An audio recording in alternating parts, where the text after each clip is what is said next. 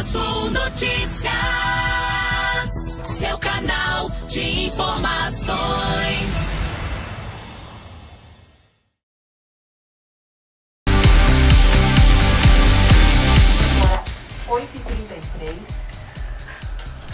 Agora, 8h33, bom dia. E agora vamos começar o nosso bloco da entrevista do dia. E hoje está recebendo aqui nos nossos estúdios o estudante de zootecnia Luiz Henrique Dias Wischniewski. Não vou mais errar esse sobrenome. Bom dia, Luiz, seja bem-vindo. Bom dia, Veridiane. Bom dia a todos os ouvintes da rádio aí. Gostaria de agradecer o convite, a oportunidade aí. Espero que a gente tenha uma boa conversa. Com certeza, eu que agradeço por você aceitar o nosso convite e vir conversar um pouquinho com a gente. O Luiz, que trabalha, vai contar um pouquinho a respeito de aves ornamentais. E para quem está nos ouvindo, quer nos acompanhar também, está curioso, queria que você começasse, Luiz, falando para a gente o que são aves ornamentais.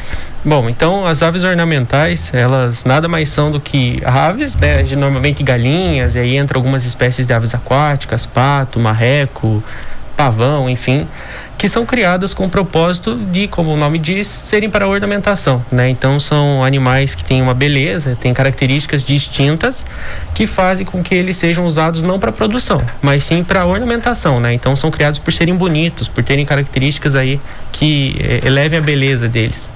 Ah, muito bem. E de onde que veio essa ideia tua de criar? Tinha alguém já na família ou quando você era pequenininho já tinha ali na sua casa? De onde que veio? Até comentei com o Luiz antes que eu confesso que acho que nunca vi assim, pessoalmente, um animal assim tão diferente, tão bonito também. Tava vendo umas fotos e realmente são muito diferentes. Então, desde pequeno, eu fui influenciado aí a ter contato com animais. Então, meus avós maternos, eles tinham um sítio que tinha muito bicho. Então, desde pequenininho, meu avô levava lá para ter contato com os animais, ajudar a dar de comer e tal. E eu sempre gostei muito. E aí eu queria ter na minha casa alguma coisa, mas eu morava na cidade, então não dava para ter uma vaca ou um porco no quintal. Sim. Então, o que eu podia criar eram galinhas. E aí, eu criava galinha comum, na verdade, E aí, depois de um tempo, quando eu ainda era criança, eu tinha um amigo que tinha uma agropecuária. E lá ele tinha um casal de galinhas que era de uma raça diferente, que no caso eram as sedosas. E aí eu comprei esse casal e aí eu vi que existiam galinhas que eram diferentes das normais, Sim. E a partir disso a gente foi criando, tinha garnizé e tal. E depois de conhecer esses animais, a gente acabou parando, foi criando mais as comuns. E novamente em 2015 eu conheci uma outra raça de galinha ornamental, que era a polonesa, E aí nessa época aí eu tinha acho que 16 anos. E aí a gente começou a criar, mas eu não entendia nada dessa raça. E eu queria achar algum lugar que me desse alguma informação sobre. E aí eu fui à internet e eu vi que tinha alguns vídeos no YouTube que falavam um pouco, mas era bem pouco.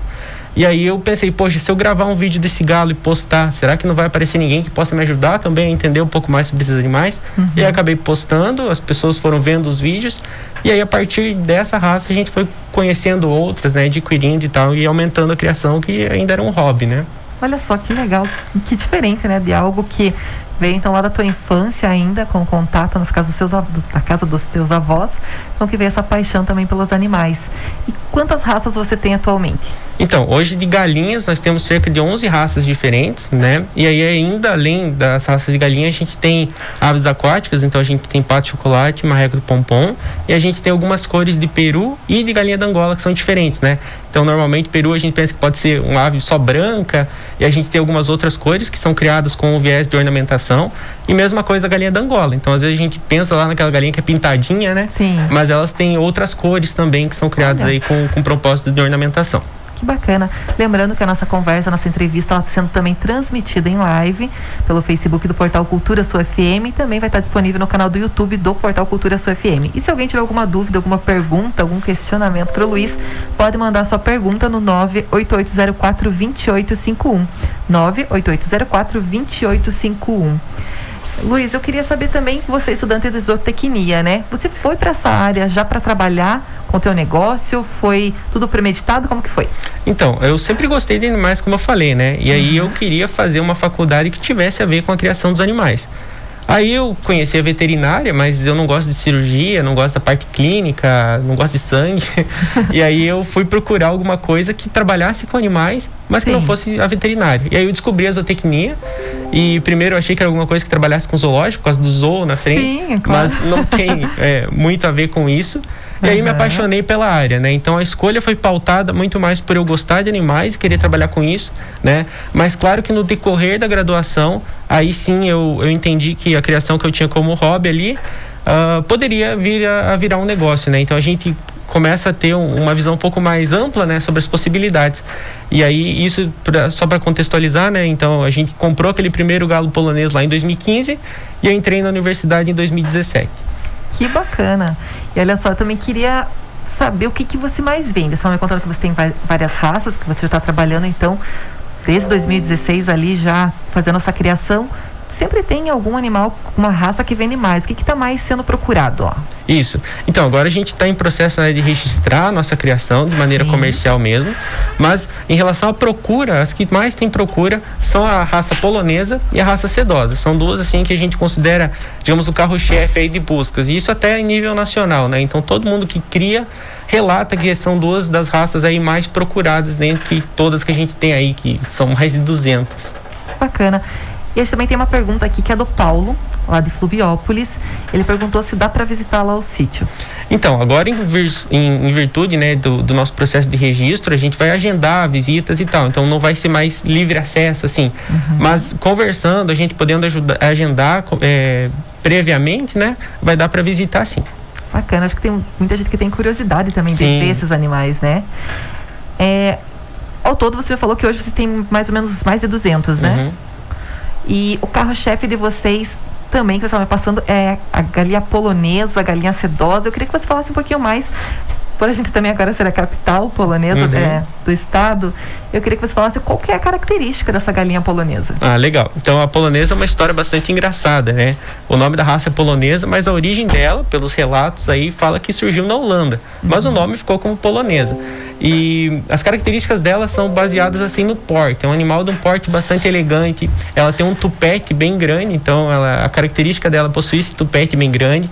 E existem inúmeras cores, padrões diferentes de coloração. Elas também são caracterizadas por terem as pernas ali, né, azuis. Então, normalmente a gente está acostumado com galinha com a perninha amarela ali e tal, e das polonesas são azuis, né? Olha, então, principalmente o tupete, e elas também possuem barba, que é uma característica bastante interessante delas. Que diferente. E a sedosa, você estava me contando também que ela tem uma característica bem interessante também e uma cor diferente, né? Isso. A sedosa, ela possui um gene recessivo. E esse gene recessivo, ele muda o aspecto das penas. Então, as penas dela ficam com o aspecto como se fosse de um pelo de gato, assim. Então, por isso que daí que veio o nome sedosa, né? Fora do Brasil, elas são conhecidas como silk, que é seda. E aí, pro Brasil, virou sedosa. E no tocante à cor, né? O que muda é que ela tem um gene também que chama o gene da fibromelanose, e esse gene, ele faz com que os ossos, a pele, os órgãos dela fiquem azulados, puxando pro preto. Então, toda a pele dela, como eu falei, né, os órgãos, os ossos, tudo é puxado pro azul e preto. Então, é diferente da galinha normal. E algumas culturas, eles também usam também essa carne por ser diferente, né? Tem uma coloração diferente, né? Para um prato também diferenciado. Isso. Há relatos aí que essa carne, ela possui mais carnitina. E a carnitina, ela tem propriedades anti-envelhecimento e tal. Então, muitas culturas orientais, principalmente no Japão e na China, usam a carne dessa raça como uma iguaria aí que tem coisas boas para a saúde. Olha só, que diferente, né? E eu não poderia deixar de falar que tem uma galinha, Elias, essas que todo mundo vai gravar o nome dela. Que ela tem o nome de uma cerveja, né? Isso. A galinha Brahma. O que tem essa galinha de diferente? Então, a Brahma, né, é muito engraçado. Às vezes a gente posta foto, coloca a hashtag Brahma lá, vem um monte de gente perguntar de cerveja. É uma raça que tem origem nos Estados Unidos, mas a origem dessa raça, para ela ser consolidada, foram utilizadas muitas linhagens asiáticas. E por conta da utilização dessas linhagens asiáticas, eles deram o nome da raça em homenagem ao rio Brahmaputra. Então, por conta disso que o nome ficou Brahma, né? Por conta dessa homenagem ao nome do rio. Então não tem nada a ver com cerveja, gente. Não. Então o pessoal que está ligando a galinha cerveja não tem nada a ver. Eu também queria saber um pouquinho, futuramente, Luiz, você se vê fazendo isso? Você acredita que tem mercado? Desde que você começou lá atrás até agora, você vê um crescimento também no mercado de aves ornamentais? Isso, eu me vejo fazendo sim, tá? É algo que eu quero pro meu futuro. É um mercado, assim, incrível, apaixonante, né?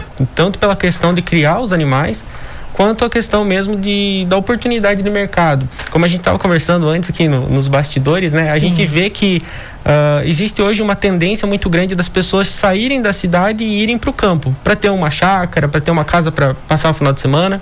E nessa, eles querem ter animais diferenciados, né? Que sejam bonitos, que enfentem o local. E além disso, há uma procura por animais de estimação exóticos, né, diferentes. Então isso faz com que o mercado hoje, a procura por esses animais seja muito grande. E isso também está impulsionado pelas redes sociais, pelo comércio online. Então muita gente conheceu esse mercado. Desde que eu comecei a postar vídeos lá em 2015 até agora 2021, a gente teve um aumento assim gigante. Muitas pessoas criando conteúdo, né, em relação a esse nicho do mercado. Então é bastante interessante, é algo que eu quero levar para minha vida aí. Bacana. Elias? Bom dia, eu fiquei com uma dúvida aqui, né? Com relação aos ovos, eu boto ovo, claro, né? Ela não surge do nada. Sim. Mas os ovos dessas galinhas são comestíveis? Elas botam a ponto de ter assim uma periodicidade que se dê para utilizar o ovo ou não?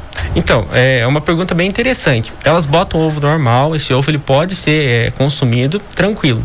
A questão é que assim, como as galinhas ornamentais elas não foram selecionadas geneticamente para produção, elas botam menos do que linhagens que a gente tem comerciais. Então, dessas que a gente compra em agropecuária ou raças puras de produção. Então, elas botam menos. E essa postura delas ocorre em temporada. Então, elas começam a botar mais forte em agosto e terminam a postura entre final de janeiro, começo de fevereiro. Então, há uma janela de produção pequena. E o valor do ovo desses animais é um valor mais agregado em comparação com a ave de produção. Então, para a gente ter uma ideia de valores, assim, a média praticada no Brasil de ovos de galinhas ornamentais varia entre 7 e 10 reais a unidade. Olha então, só. Bem mais carinho. É mais caro que o valor da dúzia do ovo comum, né? Um ovo. Então, e existem aves assim, linhagens, raças que o ovo extrapola, 100 reais a unidade do ovo. Então é bem caro. E a pena também produzir. Isso. Só que aí... Quer dizer, tem mercado não. O valor compensaria nesse tempo, que como você falou, que é mais de épocas em épocas. Exatamente. E aí não compensaria você fazer o consumo desse ovo, porque em tese o custo da oportunidade dele de ser consumido ao invés de ser vendido para incubar, não valeria a pena, né? Exato. Então você ia estar comendo um omelete aí extremamente caro. Exatamente. Seria mais assim mesmo uma questão, como você falou, assim, de uma iguaria, né? Um prato diferenciado. Isso. Você já provou o ovo desse ou não? Já, na verdade já, mas não tem mudança do sabor, não tem muita mudança da composição dele, porque o ovo, em tese, ele vai ter a mesma composição da galinha, né? Da galinha que a gente está acostumado. Sim. Porque o que muda da raça é apenas o delineamento da seleção genética dela. Né? A espécie é a mesma. Então, quando a gente pega uma galinha caipira de quintal e compara com a galinha polonesa, é a mesma espécie. O que muda só é a seleção genética, né? Em virtude dessas características de ornamentação delas aí. E o preço? E o preço, exatamente. Mas é uma dúvida e eu também perguntei isso lá fora pro Luiz. E dá para comer esse ovo? Tem um gosto diferente? Ele também estava me contando que é bem nessa fase... Então acho que eu atropelei a tua pergunta. Não, tranquilo. E é bem nessa fase que também você tem que ter mais cuidado também, né, Luiz? É a parte assim que dá mais trabalho também na questão da criação. Isso. As galinhas ornamentais e as aves ornamentais em geral são extremamente frágeis no início de vida. Então, o cuidado que você tem com esses animais vai começar desde o período do ovo ali. Então, você tem que fazer uma frequência de coleta de ovos mais frequente, né? Então você não pode deixar para coletar ovo uma vez por dia só. Então tem que ser mais frequente para que ele não tenha muito contato com o ambiente. Ele tem que ser armazenado em um local, né, controlado. E aí o pintinho, quando nasce, ele é bastante frágil. Então a gente tem que fazer um controle bem cuidadoso no tocante à vacinação, ao ambiente dele. Não pode ter corrente de ar, não pode ser um ambiente úmido. A limpeza, né? A gente usa cama. A cama é a cobertura do chão onde esses animais vão ficar. Então tem que ser uma cama limpa, que tenha uma boa capacidade de retenção de calor. Então a fase inicial deles ali é bastante crítica e tem que ter um cuidado maior. Aí depois que eles vão crescendo, né, enquanto adultos, é um pouco mais tranquilo, eles já ficam um pouco mais resistentes. Eles são mais frágeis, né, do que então as galinhas normais, as aves. Isso. E na pandemia, a gente sabe que afetou a todo mundo, e eu queria saber o que afetou em vocês, o que mudou no dia a dia também do trabalho de vocês. Então, a pandemia para nós, assim, foi uma experiência bastante inovadora. Falar assim, em toda situação ruim a gente tem que encontrar uma oportunidade. Sim. E eu acho que a pandemia, assim, por mais a tristeza que né, da gente saber das vidas que foram perdidas, os desafios que a gente enfrenta, pro Rancho LW foi interessante porque a parte do online nossa cresceu muito, né? Então a gente teve uma explosão das nossas redes sociais, a gente ficou muito conhecido a nível nacional, assim, né? Mais do que já era pelo canal do YouTube. Então a gente fez muito contato com criadores, com profissionais da área, com empresas que atuam no setor. Então foi interessante por conta disso, a gente teve uma maior abrangência, né? Sim. Mas presencialmente falando é complicado, porque a gente não podia receber muitas visitas, né? Sempre com distanciamento, a questão de não poder chegar muitas pessoas, às vezes o pessoal queria visitar lá e a família inteira, né? Várias pessoas juntas, então a gente teve que ter esses cuidados assim, então limitou-se muito. Então, eu acho que o principal desafio foi essa questão do presencial. Mas, como eu falei, né? A questão do online, para nós, assim, teve uma explosão bastante grande. Então, eu acho que esse período, assim, que as pessoas ficaram mais em casa, serviu também para elas conhecerem mais sobre o nicho e conhecerem mais a história aí do rancho. Que bacana. E se alguém que está nos ouvindo tiver interesse para comprar, para conhecer mais, saber mais detalhes, né, a respeito das aves ornamentais, como que tá agora? Estavam me falando também que vocês estão em processo de registro, né? Então tá um pouco mais calmo, as vendas também estão paradas. Pode explicar um pouquinho mais, Luiz? Então, agora a gente está fazendo o registro dessa criação, porque como eu estava longe, eu faço faculdade em Ponta Grossa, então eu não fico aqui em São Mateus muito tempo. Então quem cuida da criação para mim nesse tempo são meus avós paternos. Uhum. E como eu não estava aqui, não tinha como formalizar um negócio, porque eu venho só a cada 15 dias, então não tinha como fazer o registro da granja, vamos falar assim, né? Aí agora, então, que eu estou terminando a graduação, a gente está indo desse processo, né, do registro, então por enquanto a gente não está fazendo vendas até acertar toda essa papelada. Aí assim que sair o registro a gente volta, né, à questão de fazer essas vendas. Bacana. E eu sei também que você tem redes sociais, vocês também são muito ativos nas redes sociais, tem muitos seguidores. Se você pudesse deixar também para quem tem interesse de conhecer um pouquinho mais do trabalho, como que tá também, você posta vídeos, as novidades, enfim, puder passar pra gente? Ah, legal. Bom, então o nome da nossa criação aí é Rancho LW. A gente tem canal do YouTube com mais de 62 mil inscritos e página no Instagram também com mais de 12 mil seguidores. Então são as duas redes sociais aí que a gente mais participa. Mas tem perfil no TikTok, tem perfil no Twitter, tem perfil no Facebook. Então todas as redes sociais a gente tá presente como Rancho LW. Então quem quiser conhecer mais, ver foto dos bichos, vídeos do manejo, enfim, só acessar aí e acompanhar a gente por lá. E lá você vai saber de tudo. Eu entrei no Facebook também deles, no Instagram. O Luiz também é muito proativo, também dá cursos também, né? E, então, assim, vai saber um pouquinho, muito mais de várias coisas a respeito das aves ornamentais. Luiz, eu queria te agradecer a sua presença. O nosso tempo é meio curto, senão a gente podia contar mais. Tem muitas curiosidades, muitas dicas, enfim. O assunto também é uma coisa que rende. Queria te agradecer por você aceitar nosso convite e vir aqui conversar com a gente e trazer mais informações sobre as aves ornamentais e também dar os parabéns para você, que realmente é um trabalho muito bacana, muito diferente, e aqui em São Mateus do Sul, que é bom também para a gente contar para o pessoal o que o município tem, né? E é algo que vocês levam para todo o estado, para todo o Brasil, também comercializam, então é muito bacana também a gente divulgar o trabalho. Muito obrigado, eu agradeço a oportunidade, o tempo para a gente conversar, agradeço a rádio, agradeço a audiência de todo mundo que está nos ouvindo, assistindo na live aí.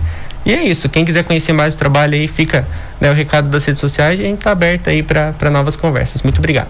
Nós que agradecemos, agora é 8h51, a gente vai para um rápido intervalo e voltamos já já. Cultura Sul Notícias, seu canal de informações.